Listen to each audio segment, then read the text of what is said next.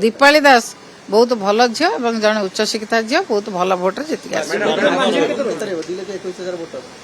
2,21,000 vote margin बहुत भल रहा 50,000 ऊपर मार्जिन दीपाली दास जड़े उच्च शिक्षिता झील से निश्चित भाव भल भोट्रे जीतिक आसवे और आगु उपनिर्वाचन जो होता से विभिन्न जगह जाए कम कर जड़े उच्च शिक्षिता झील भल भोट्रे जीतिक आसब। हाँ मुख्यमंत्री जहाँ निर्देश देवे आम से अनुसार कम करूँ दल जो अनुसार माननीय मुख्यमंत्री निर्देश देवे से अनुसार कम कर प्रसंग आम जहाँ जहाँ करूँ विजु जनता दल सरकार रे जो उन्नतिमूलक कार्य सब करूँ से उन्नतिमूलक कार्य को नहीं माननीय मुख्यमंत्री विभिन्न निर्वाचन मंडल बहुत बड़ बड़ प्रोजेक्ट होती जो प्रकार उन्नतिमूलक कार्य ओडिशा रे होती महिला मानक श्रमिक मानक कृषक मानक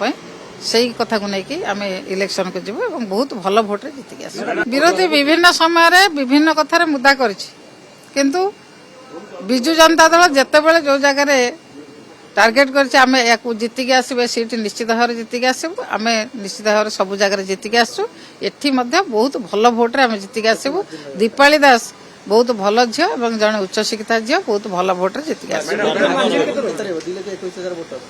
2,21,000 भोट मार्जिन बहुत भल रहा 50,000 ऊपर मार्जिन जेहेतु इलेक्शन घोषणा है माननीय मुख्यमंत्री कैंडिडेट घोषणा कले किसी तो भूल है कैंडिडेट आगुरी तो है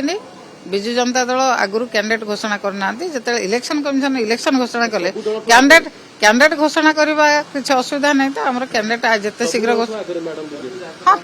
डिसाइड होना अन्य दल डिसाइड करना आम दल डिसाइड कले सिंपाथी फैक्टर रही पारे जिते से गले